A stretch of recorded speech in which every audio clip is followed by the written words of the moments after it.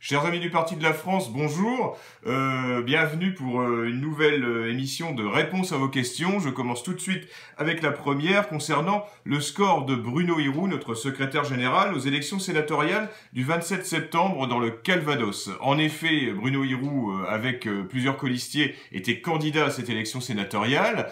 Alors nous sommes très satisfait du score de Bruno Hirou, même si ça peut paraître dérisoire pour un néophyte, on va dire, de la politique et de ces élections, puisque Bruno Hirou a réalisé 1,03%. Mais sachez que cette élection est particulière, puisque les sénateurs sont élus par un collège d'électeurs restreint, et qui, en fait, concerne principalement des élus. Il faut savoir que nous avons 0 élus dans le Calvados, et que le monde, on va dire, des élus est très conformiste et très consensuel, et que 21 de ces élus dans un département qui n'est pas très favorable à la droite nationale comme le Calvados est tout à fait encourageant, sachant que le Rassemblement national n'a même pas réalisé 4%, 3,94% des voix, et donc c'est tout à fait intéressant que les thèmes du Parti de la France aient été adoptés par 21 élus du Calvados. Je pense que c'est un signe que le Parti de la France représente véritablement une attente, en particulier pour ceux qui estiment que la droite nationale a un rôle à jouer dans la vie politique française. Donc voilà, bravo à Bruno Hirou, et voilà l'intérêt aussi de se présenter aux élections. On pense parfois que nous sommes totalement marginalisés. Eh bien écoutez, ce n'a pas été le cas dans cette élection, dont nous n'attendions strictement rien. Bruno Hirou a très bien pu faire 1 voix, voire même 0 voix. Le but était de nous faire connaître, et apparemment, quelques élus sont attirés par notre programme. Deuxième question, l'évolution et la gestion de la crise, entre guillemets, sanitaire. Il faut bien comprendre aujourd'hui que le Covid-19, le coronavirus, la Covid, comme on dit, apparemment le virus a changé de sexe, vous voyez, il a muté. Le Covid ne tue plus. Il n'y a pas le pic de mortalité qu'il y a pu y avoir au mois de février-mars, même si on ne peut pas savoir que ce soit en février ou mars, les mois qui ont suivi ou même maintenant, si les gens meurent du Covid ou avec le Covid, puisque beaucoup de gens qui sont comptabilisés dans les morts, dans les victimes de ce virus, sont en fait de multiples pathologies, et la plupart sont soit très âgés ou soit très malades. Donc voilà, on a affaire à un virus qui n'est plus agressif, qui n'est plus offensif, un virus dont les tests sont douteux, la positivité, puisque le test PCR est particulièrement douteux, beaucoup sont testés positifs, et en fait c'est juste quelques fragments, les personnes ne sont absolument plus contagieuses, donc je pense qu'on assiste à un grand cirque, à une grande crise de panique, et aussi de sidération des masses, et la conséquence c'est l'oppression en fait des Français, puisqu'on voit nos policiers qui contrôlent le port du masque quasiment pendant que dans leur dos des dealers continuent à trafiquer de la drogue, des policiers qui passent leur temps dans les cafés, dans les commerces pour vérifier s'il y a bien du gel hydroalcoolique partout, si tout le monde a son masque, et tout de suite pour asséner une amende. Donc là on voit une répression totale et complètement délirante, alors que la délinquance et la criminalité continuent malheureusement de prospérer sur le territoire français. Tout ça, je le rappelle, pour un virus qui ne tue plus. Parce que, vu cette panique générale de nos institutions, de nos petits bureaucrates, de nos petits technocrates qui en fait ouvrent le parapluie au-dessus d'eux au cas où le virus, parce que là maintenant on nous dit pas le virus tue, on dit mais attention, il pourrait tuer.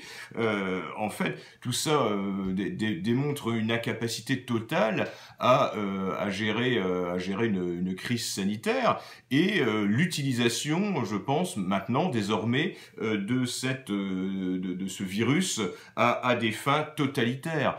N'ayons pas peur des mots. Voilà, c'est cette oppression, cette répression qu'il y a sur les Français pour un virus qui ne tue pas plus que la grippe, voire moins désormais. D'ailleurs, il sera intéressant de savoir, puisque la grippe saisonnière va arriver, nul doute que nos gouvernants vont estimer que tous les morts de la grippe, vous savez qu'il y a entre 10 000 et 20 000 personnes qui meurent de la grippe chaque année. Donc je serais curieux de savoir comment ils ont pu déterminer les gens qui sont morts de la grippe et les gens qui sont morts du Covid-19 là au cours des derniers mois, enfin surtout de l'hiver 2020. Mais voilà, ce serait intéressant. Et donc là, je pense que vu les mensonges, vu ce qui nous est donc nous sommes abreuvés dans les médias généralistes qui jouent complètement le jeu du gouvernement. Vous voyez bien que jamais ils ne remettent en cause des aberrations, des absurdités absolument inimaginables que le gouvernement essaie de faire gober aux Français. Alors tout cela aussi, toute cette angoisse permanente entretenue par Monsieur Véran et par les scientifiques des plateaux télé et les préfets et les maires sert aussi à masquer la catastrophe économique et sociale à venir, conséquence inéluctable de ce virus. Attendons-nous à vivre des temps très difficiles. Et aussi, cela sert à masquer quelque chose qui existait avant l'arrivée du coronavirus, c'est la tiers-mondisation de nos hôpitaux, de notre service hospitalier.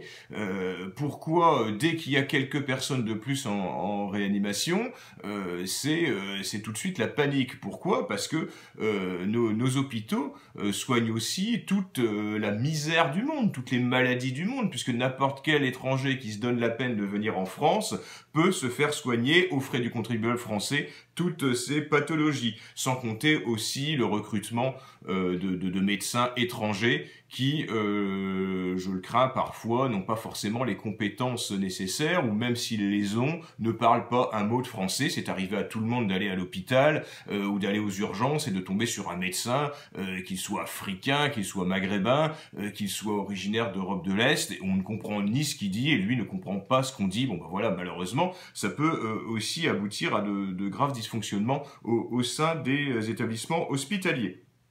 Et une autre question était sur ce que je pensais des scientifiques, les 300 scientifiques qui sont contre l'hystérie et la dictature sanitaire mise en place par nos gouvernants. Donc je pense que ces scientifiques-là n'intéressent pas nos gouvernants. Là on assiste aussi à une médiatisation de certains scientifiques, de conseillers scientifiques, le conseil scientifique de Macron, où voilà, on a des médecins fonctionnaires qui ont leur quart d'heure de gloire et qui naturellement tiennent à ce que la panique autour du coronavirus dure le plus longtemps possible, puisque à partir du moment où s'ils estiment que l'épidémie est terminée, vous voyez, ces gens-là vont retourner dans l'anonymat de leur laboratoire ou de leur centre de recherche, ou même la plupart sont des retraités ou au sein de leur retraite. Donc là, voilà, ils sont exposés médiatiquement, donc beaucoup tiennent aussi à conserver cette exposition. Donc sont voués aux gémonies, comme le professeur Raoult, le professeur Toussaint, qui est très bien. Je vous conseille de voir ses interventions dans différents médias, où il remet en cause toute l'hystérie sanitaire autour du Covid-19. Une autre question toujours sur ce sujet, concernant la fachosphère, ou plutôt peut-être la patriosphère, qui aurait été très alarmiste au début du coronavirus, et qui maintenant serait complotiste en disant que le virus n'existe pas, ou je ne sais quoi. Écoutez, moi je ne vais pas parler pour les uns ou pour les autres. Le Parti de la France a été le premier parti politique de France à demander, d'ailleurs ça avait été souligné par BFM TV, puisque j'avais parlé de séquestration des Français et ça avait été repris, le Parti de la France avait été le premier parti politique à dire qu'il fallait en finir avec le confinement et à demander des masques immédiatement au moment du pic du virus, c'est-à-dire en février-mars, et qu'il y ait des masques pour tous les Français. Malheureusement, le gouvernement n'avait pas de masque à l'époque, et il a dit, voilà, on avait l'inénarrable Sibeth Ndiaye qui avait dit et même Olivier Véran qui avait dit que les masques ne servaient à rien.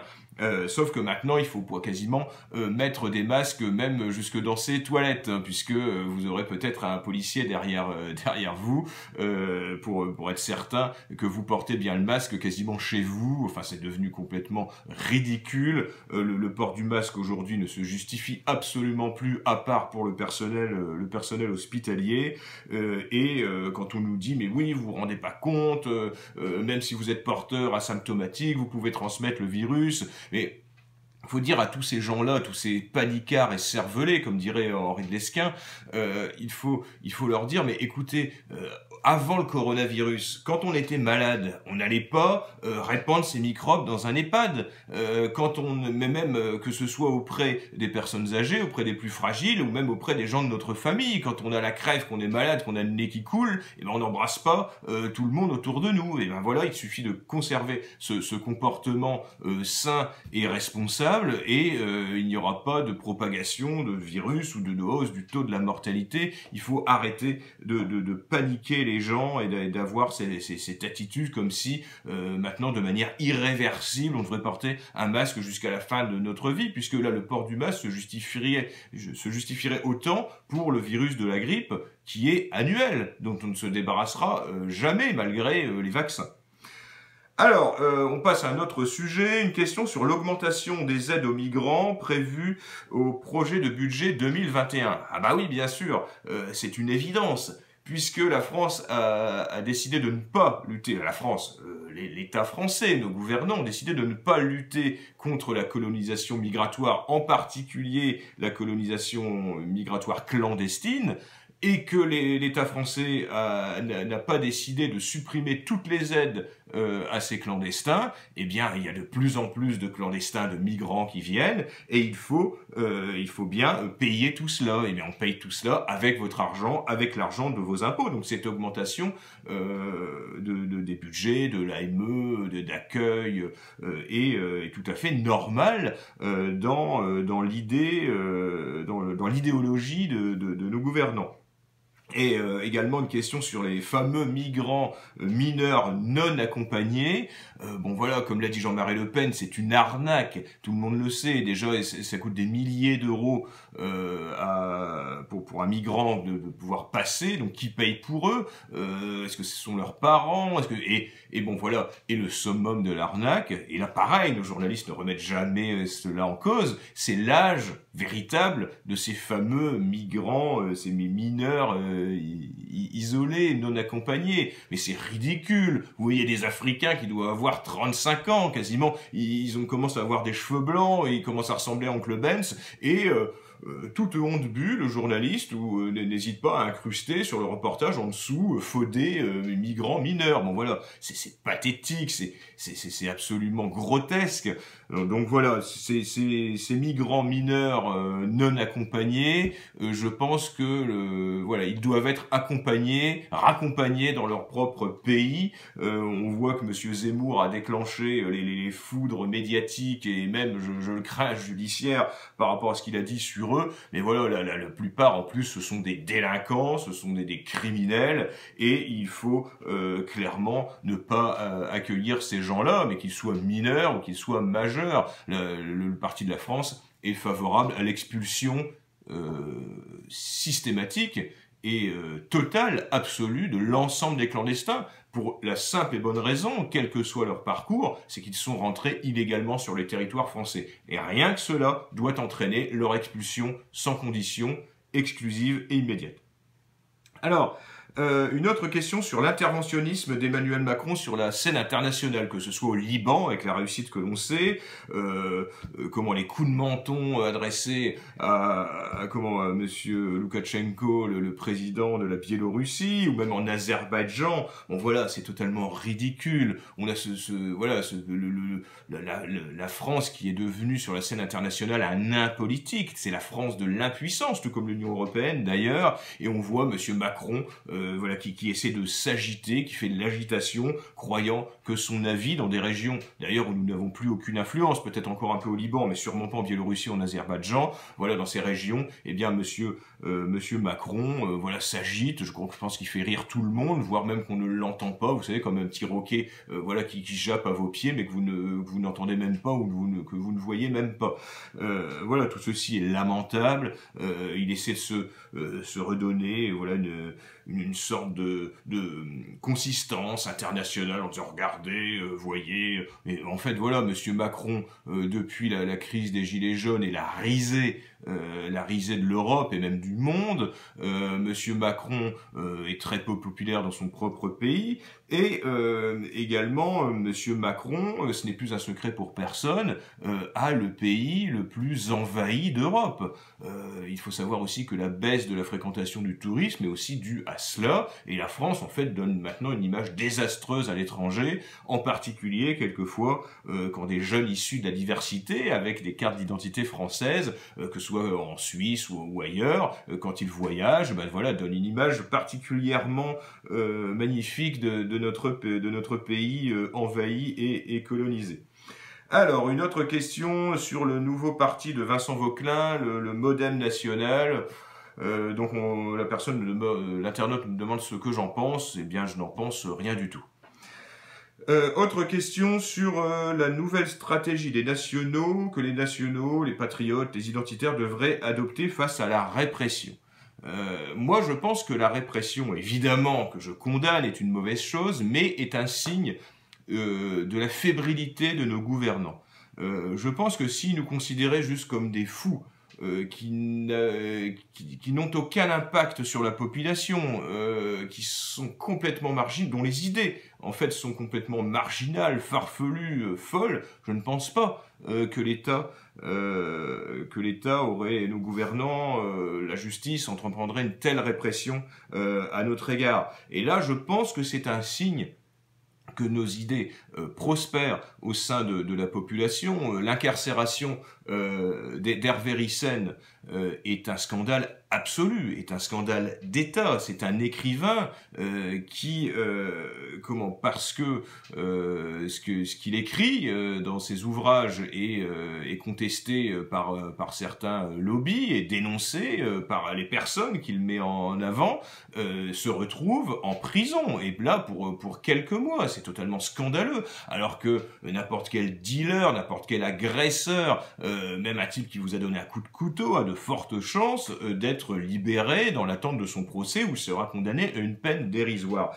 Et on a également le cas d'Éric Zemmour, qui à la moindre sortie un petit peu sulfureuse est poursuivi ou attaqué, ou même condamné. Je sais qu'il est condamné pour des propos tout à fait anodins sur l'islam ou sur l'immigration.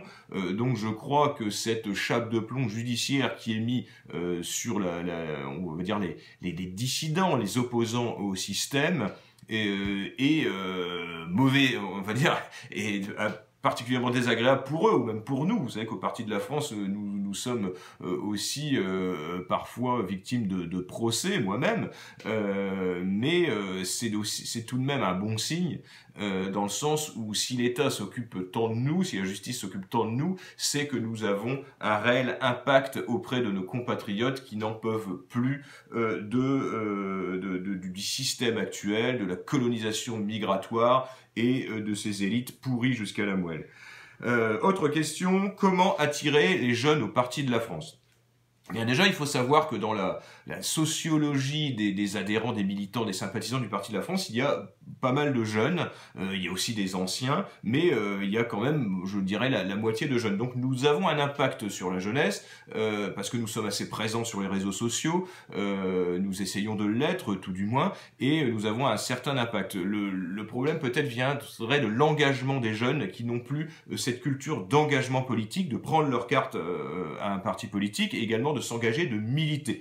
Parce qu'il y a aussi différentes façons de militer, mais voilà, moi je dirais aux jeunes, engagez-vous en politique, personne ne le fera pour vous, et pendant que vous, Français, vous ne vous engagez pas pour votre propre pays, pour votre patrie, pour vos familles, pour votre peuple, eh bien, sachez que les envahisseurs, eux, s'organisent à la mosquée. Alors, Une question sur le rétablissement de la peine de mort. L'internaute me demande si le rétablissement de la peine de mort, pour moi, est possible. Et un autre me demande aussi si la remigration est possible, dans le sens où nous sommes liés par des traités internationaux, dans le sens où ce qu'on appellerait l'État profond ferait tout pour empêcher le rétablissement de la peine de mort, ou l'organisation de la remigration, du grand rapatriement de toutes ces populations étrangères extra-européennes qui n'ont rien à faire chez nous. Je pense que tout découle d'une volonté politique. À partir du moment où on a la volonté politique, on peut le voir d'ailleurs à l'étranger, hein, avec Viktor Orban, que ce soit aussi en Pologne, que ce soit au Brésil, que ce soit aux États-Unis. À partir du moment où on a la volonté, alors c'est sûr, nos adversaires nous mettront toujours des bâtons dans les roues, ils utiliseront tout ce qu'ils pourront, parce que à partir du moment où on entreprend une véritable révolution nationale par rapport au système qui a été mis en place depuis des décennies, on se heurte évidemment à des gens qui vont utiliser tous les moyens, légaux comme illégaux, pour vous empêcher d'aboutir à vos fins. Eh bien, je pense que la volonté politique, la souveraineté du peuple français pourra faire voler en éclats tout ce qui est traités internationaux, Cour européenne des droits de l'homme et tout ce qui s'ensuit, mais on leur fera un bras d'honneur. C'est-à-dire que nous, Français, nous avons décidé de rester nous-mêmes, de disposer nous-mêmes de notre souveraineté et de notre droit à accepter qui on veut chez nous. Et personne ne nous empêchera. Voilà, ce sont des... pourquoi toutes ces institutions internationales, supranationales, même l'Union européenne, sont si puissantes? C'est parce que nos gouvernants se soumettent.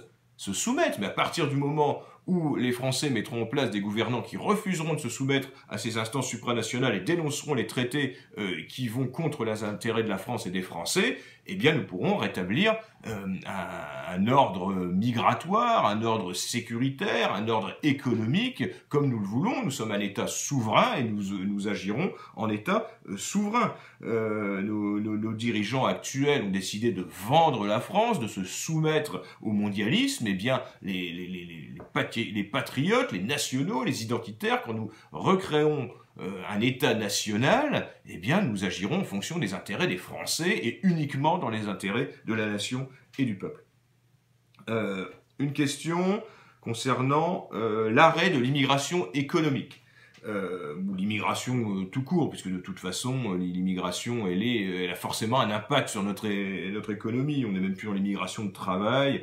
Écoutez, je vous invite à lire, enfin, et à télécharger ce programme, les 9 idées forces du Parti de la France, qui se trouve, donc c'est téléchargeable en version PDF, justement, sur le site du Parti de la France.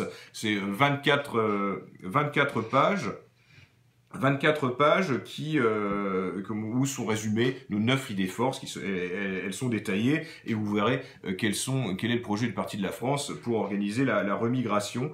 Voilà, vous direz 3 éléments: fermer les frontières, rétablir nos frontières qui n'existent plus, rétablir la préférence nationale à l'embauche, et en fait couper les pompes aspirantes de l'immigration.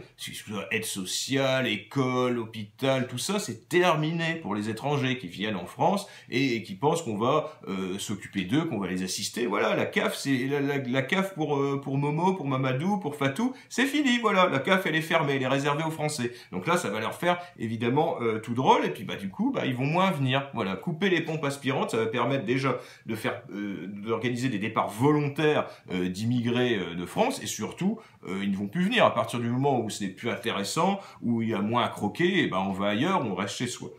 Voilà, écoutez, cette émission est terminée. On vous la promet depuis déjà un moment.